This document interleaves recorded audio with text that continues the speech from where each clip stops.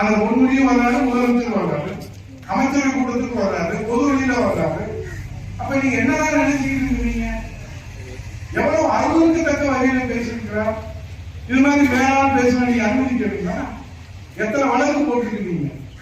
ஏன் இவர் மீது வழக்கு போடுவதற்கு தயக்கம் என்று உயர்நீதிமன்ற நீதிபதி டிஜிபி வழக்கு சொன்னதற்கு பிறகு அதற்கு பிறகு வழக்கறிஞர் ஆகிறார்.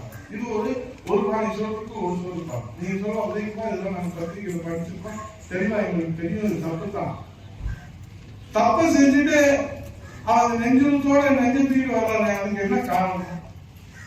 அவர் வழிநடத்துறவர்கள் இந்த கருத்திலே ஒத்து போகிறாரா? இது முதலமைச்சர் ஸ்டாலினுடைய கருத்தா? அதைத்தான் பொன்முடி அந்த பொது மேடையில பேசினாரா என்ற சந்தேகம் மக்களுக்கு வருகிறது. அதை நான் உடன்படவில்லை என்று சொன்னால் உடனடியாக நடவடிக்கை எடுக்க வேண்டுமா வேண்டாம்? இதை நீங்க மக்களிடத்திலே சொல்லலை, அவ்வளவுதான், வேற ஒன்றும் இல்லை. இன்னைக்கு நாங்கெல்லாம் தமிழ்நாட்டில் முதல் மாநிலம் தான். எதுக்கு கரண்ட் வாங்கணும்னு சொல்லுவோம். 73 வருஷத்துல 5 லட்சம் கோடி, இந்த 4 வருஷம் 4 லட்சம் கோடி சட்டசபையை கேள்வி கேட்டா தூக்கி வெளியே போடுறாங்க. வெளியே தூக்குறதுக்கு 40 ஒரு நல்ல விஷயம். ஆனா எப்படியாவது வெளியே தூக்கி போடுறாங்க காவலர்கள் வெளியே. அப்ப நீங்க இதெல்லாம் நாங்க ஒவ்வொரு வாக்காளர்களுக்கும் நீங்க சொல்லணும். ஒரு கையில் ஒரு துண்டு பிரசுரம் கொடுத்துருவோம், அதில் சொல்லிருக்கோம். இதே மாதிரி உங்களுக்கு தொடர்ந்து துண்டு பிரசுரத்தை வழங்கப்படும்.